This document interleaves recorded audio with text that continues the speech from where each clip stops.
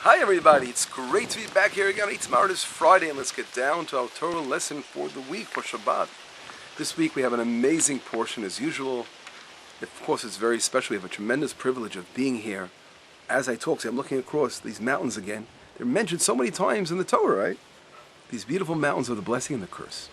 And I want to read the verses that sometimes we overlook, sometimes we skip over. We look in chapter 27 of Deuteronomy. Vayitzav Moshe v'ziknei Yisrael, Moshe Rabbeinu and the elders of Israel command the nation, saying, Shamor kol hamitzvah shanochi mitzvetchem hayom. Make sure that you fulfill everything I tell you today. Vaya b'yom asher ta'avu et hayarden, the day when you cross over the Jordan River, el haaretz asher Hashem Elokecha noten lach, to the land that God gives you. V'kemotah elecha avanim gedolot v'sad otam b'sid. You shall establish, set up large, big stones, and you shall paint them with plaster. V'chatavta alehen, you will write upon these stones et kol divrei Torah zot, all the entire Torah. When you pass over, leman shetavo el haaretz asher Hashem Elokecha noten lecha, so that you'll come to the land of flowing with milk and honey that God has promised to your forefathers. So we see here a very, very powerful commandment that Moshe and the elders are telling the people of Israel. And when you cross over the Jordan, you will come and you will establish these stones, and you will put plaster on them, and you will write the entire Torah. And then it goes on to say, when you cross over the Jordan River, you will set up these stones, which I command you today, on the Mount Eval. Now the Torah goes on to say where? Right over here, as I'm talking to you, literally, you're exactly right behind the screen over here is the Mount Eval, and you shall plaster them with seed. Again, with seed refers to plaster. And you will build an altar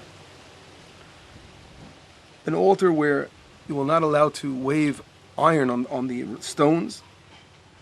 They should be complete stones, and there you will again bring sacrifices. And then it says again, you will write the entire Torah Ba'er Heitev. Ba'er Heitev literally means in a very, very clear way, with explanation. So here, we have to understand this event before the blessing and the curse. It happened on the same day. The people of Israel crossed over the Jordan River. The first day of crossing, before anything else, before capturing the land of Israel, it was a monumental event that took place, which began by setting up an altar on the mount of the curse, Mount Eval. And on that mountain itself, not only they set up an altar, but on the stones of that altar, they wrote the entire Torah. And then right after that, in verse number 11, we see that they were commanded on the blessing and the curse, and that whole other part of the event as well. So we see something very powerful coming together here in the land of Itamar about the blessing and the curse. But before part of the event, began, which was spoken about less, about setting up the altar and writing on the stones the Torah itself. What does this all mean? In reality, here the Torah talks about the commandment of doing it. Where was it fulfilled? Where did it take place? If you look in Joshua, the book in Joshua talks as well about these stones. And if you look in chapter 4,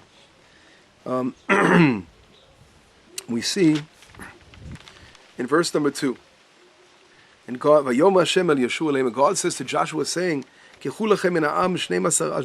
12 men from the nation, from your people, one according to every tribe, and command them, saying, take under the feet of the priest that stood inside the river 12 stones, and bring them to the place where you're going to encamp when you enter the land. Right, tonight, they're in the land, right, when they're crossing over. So saying, bring it to your encampment, which refers to later on, it's mentioned, where was this camp? They camped in Gilgal. So these 12 stones they took out of the Jordan River were set up as a monument in Gilgal. And why? Before we get to it, Joshua commands to put other stones under the feet, to leave them in the Jordan River as well. And then it goes on to say, this will be a sign amongst you when your children later on ask you, what do these stones represent? And you will tell them that the waters of the Jordan split. And this is, of course, is a monument for the people forever of Israel to remember this great miracle that took place. This is all happens with Joshua when they enter the land of Israel. these same stones we read in chapter 8 of Joshua, skipping over to chapter 8 quickly, and it actually talks about Joshua fulfilling the commandment of building the altar on Eval, as we spoke about a minute ago.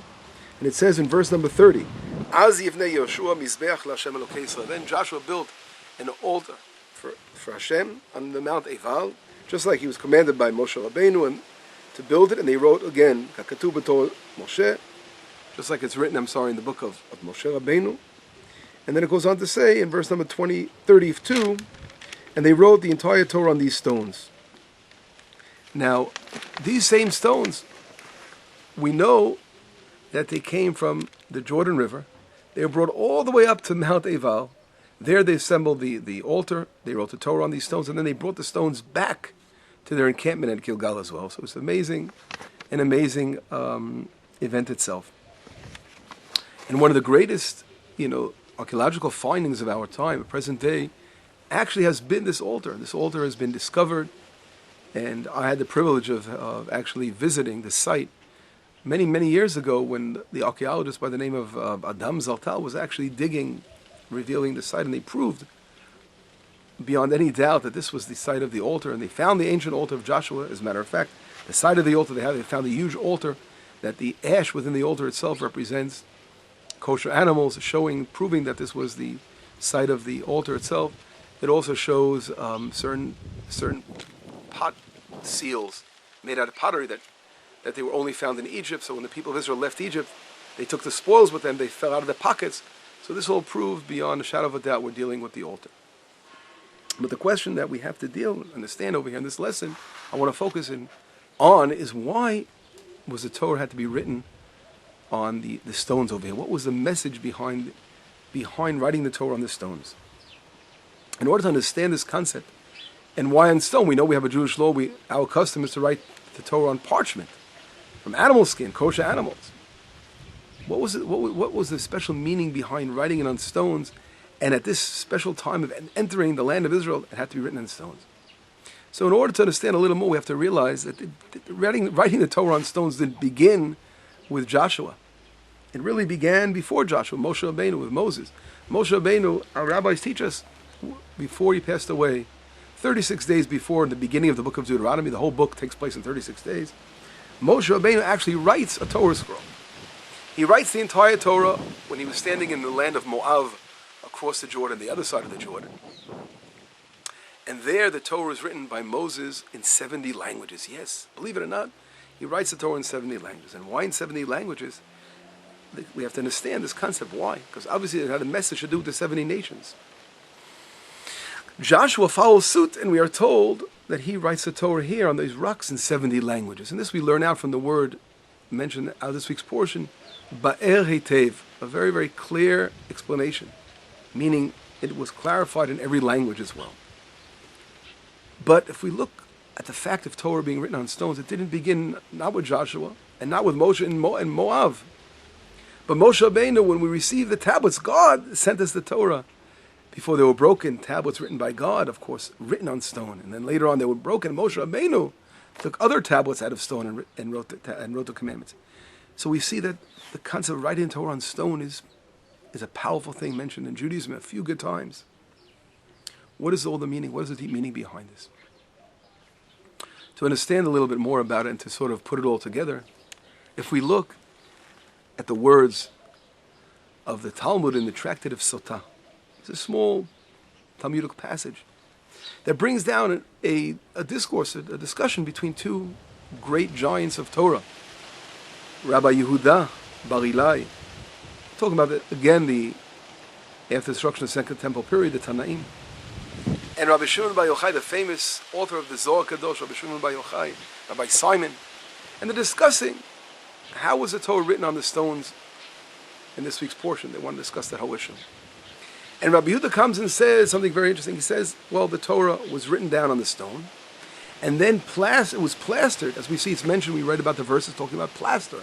So they put plaster, lime, over the stone, over the writing itself.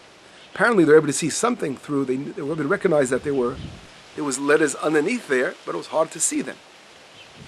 So right away, Rabbi Shimon asked Rabbi Yehuda, what was the point of that? If you want How are the nations of the world going to be able to see this Torah if it's covered over?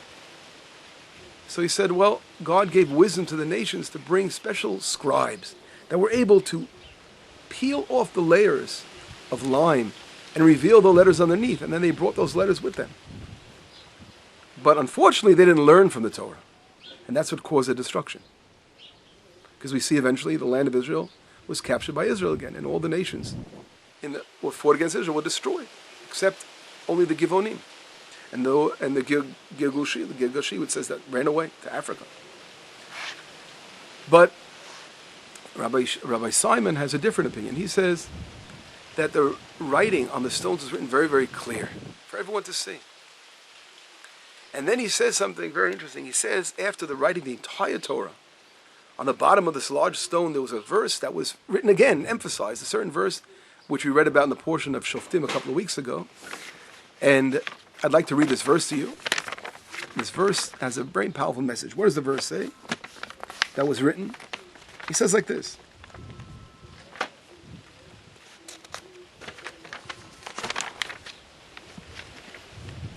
So that they may not teach you to do according to their detestable things, which they have done for their gods, the false gods, the idol-worshipping gods, so that you will sin against Hashem, your God. If you look in Deuteronomy 20:18, now this talks about these verses. If you go a little beforehand, the Torah is talking about Israel having to deal, going to battle. And it says very clearly, before we go to battle against the nations, we must always reach out in peace first. And if they don't want to accept our peace, then we have a reason to go to battle. And therefore, the Torah is teaching us that the nations of the world that didn't want to make peace with us, that didn't want to accept, making peace with Israel has certain terms to it. Number one, accepting the yoke of Hashem, which means, making peace with Israel means that they must be moral individuals. We spoke about this even last week's Torah. We mentioned it. About the Eshet Yifat Toa. That the nations of the world, when they accept upon themselves the 7 laws of the 7 moral codes, the minimum of 7 moral codes, that's a way of saying that they're not going to be a murderer anymore, they're not going to steal anymore, they're not going to commit terrible crimes anymore. This is a moral code which Israel is demanding that the nations live in the land. Follow this moral code. No more killing, no more murder. It's not coming from a place of trying to rule over other people and with an iron fist, and the opposite is coming from a place of morality. The nations can remain if they throw away their idols and they behave morally, and that's what these laws say. And therefore, you have to first reach out for them and say, "Listen, why don't you accept the principles, the basic principles of morality?" And if they do, then make peace with them. And if they don't, then go to war. So this is what the verse, one of the last verses after that section of the Torah talk about. Why do we go to battle? Because we do not want to learn from their detestable things, their terrible ways. They can poison the land with evil and cruelty. And therefore, us going to battle against the nations is only to bring goodness to the world, light to the world, and prevent the cruelty of these idol worshippers from touching again the nation of Israel. And that's the moral reason Israel went to battle. So we see here, Rabbi Shimon saying, we write this on the stone before the eyes of the nations to show, listen, this is the reason we go to battle. If you do not, want to go to battle with us, and you really want to make peace with us and accept being a moral people, accept morality, ethical behavior, then there's no reason for us to go to battle. We can make peace. You can stay and remain in the land. So this was done again in the beginning of Israel's capturing the land of Israel to show that we're reaching out in peace and really want to rectify instead of going to battle. That's the first thing Israel tried to do. Now, if we go on, we see over here that what was the deep meaning behind this argument, or this two different opinions between Rabbi Shimon and Rabbi Yehuda. Rabbi Yehuda says the letters were covered over, and Rabbi Shimon says the letters were revealed before the nations. But we see something very, very clear. The Torah, there's 2 ways, of course, of studying Torah. One is understanding the simple understanding of the Torah, the revealed aspects of the Torah. And that Rabbi Shimon says, something? Make it easy as possible for the nations to try to see what the Torah is. And you will draw them. This is how you want, his approach is, that's how you educate the nations. On the other hand, what does Rabbi Yehuda say? Rabbi Yehuda says, no. Let the Torah remain hidden to a certain extent, and let them work hard by peeling those layers off, and realizing how deep the Torah is and how beautiful the Torah is. These 2 approaches are, of course, valid and legitimate. We want people to understand how great Torah is, but you have to work for it. You have to work very hard and sweat over the Torah. And therefore we're seeing two different sides. But unfortunately the nations didn't hear the call of the hour. And they didn't, at this moment, decide to become righteous individuals. Instead, they wanted to battle Israel and fight against the light of the Torah, fight against of morality, etc. Fight against Hashem. It's very interesting. It didn't really begin, this whole concept of offering the Torah, putting it on display for the nations, didn't begin here. It really began with the story of receiving the Torah on Sinai. We're going to read about that soon when we finish the book of the Torah. Zot HaBracha, this is the blessing that Moshe blessed the nations. And then the Torah sort of goes, and the Torah shows us how God turned to every nation of the world and said, will you receive Torah? And the nation said, we don't want to receive Torah. What's written in the book? Don't steal, don't kill. So we see that the morality of the Torah did not stand up against the desires of the nations to live a life of immorality. And therefore they didn't want to accept the Torah in Sinai. But the Torah in Sinai was the first opportunity. Here we see an amazing thing. Moshe Rabbeinu, as we mentioned before, begins the process of writing the Torah in 70 languages before he passed away. And before the nation's eyes, across the other side of the Jordan, to show them, here, before we enter the land, the Jewish people about to enter, you can be part of the beauty of the Torah if you just followed and become part of morality, of Torah ethics, of how the Torah teaches us, again, to be good individuals, to follow the 7 laws of Noah laws, the 7 ethical principles of Noah. But if it doesn't happen, then Israel will go to battle against you, because they're entering the land of Israel, and we want to build a kingdom of Hashem, of a country that represents morality, represents morals and ethics. And Israel enters the land, and Joshua follows the same thing as his teacher, and he goes to the Har and he builds the altar, and he's teaching about ethics on the mountain, and he's showing the Torah to the nations. But the nations again did not hear the call, and they fought against us. They didn't want to make peace. Joshua, our Talmud teaches us, sent 3 letters. All those who want to make peace, let them make peace with us. And I said before about the terms of making peace. And then Joshua sends a letter to those who don't want to make peace. Leave the land. We don't want any people to remain in the. We don't want to kill anybody. Leave the land, Joshua says. And we do not want to hurt anybody. Just leave the land. We want a land of morality, of ethics. And the only nation that leaves is the Girgashi. And then Joshua turns, it's a 3rd letter, and says, those who want to battle against us, so come against us. Hashem is with us, we will overcome. And these are the letters he sent. So we see that really, the first letter was a letter of peace, as we mentioned before, and that was the goal, to show the nations can be rectified. But they didn't hear the call, and again they went to battle, and they lost this opportunity. But the amazing thing, of course, is that Hashem will never forsake the plans, the everlasting plans of the world, of creation of the world, that the entire humanity will be rectified and be cleansed of its idol worship and come close to Hashem and want to be moral. And that will happen at the end of days. And we see a few beautiful examples of verses which I want to quote here. We see that it says, now will come about in the end of days, this is from Isaiah chapter 2, the mountain of the house of Hashem will be established as the chief of the mountains, which means we're talking about Jerusalem, and will be raised above the hills, and all the nations will stream to it. And many people will come and say, come, let us go up to the mountain of Hashem, to the house of God of Jacob, that he may teach us concerning his ways, and that we may walk in his paths. For the Torah will go forth from Zion, and the word of Hashem from Jerusalem. We see how the power of Torah coming out of Zion will be, at the end of days, draw the nations to Israel. And this will rectify. Then we see here on the Mount Eval, this great event that takes place in this week's portion, of 3 threads coming together to make a powerful string, a rope, that could lasso in the nations and bring them to rectify them, to cleanse them. And we're talking about the 3 pillars of what? These 3 ropes together. On one hand, the people of Israel uniting. The other hand, through the Torah. That whole thing of uniting ourselves. And of course, where? In the land of Israel. This powerful kingdom of Israel has the power to rectify everything. And we will see this happening at the end of the days. Now, getting back to the stones are so powerful that the Torah was written here on stone. Why? It represents something very deep. The light of Hashem, which is so powerful and so beyond the infinite light, actually comes down and enters stone, the most inanimate of objects. You look at a stone right over here. Let's pick up a stone over here. We're full of stones in the land. There's a little tiny stone. Every one of these stones, listen to it fall. They're so in an hard rock. But the beauty of the Torah is that it has the light, the power to soften the stone, to the hearts of stone, to turn them into hearts of flesh, as we speak about in Ezekiel the prophet. And the Torah has a way of opening up and rectifying everything and sending God's light everywhere it is. And therefore, if the Torah could be written on stone, it could be written on the hearts of individuals as well, of course. And this we see, of course, in our esoteric teachings, that the word for stone in Hebrew is Evan. Evan represents two letters, Aleph Bet.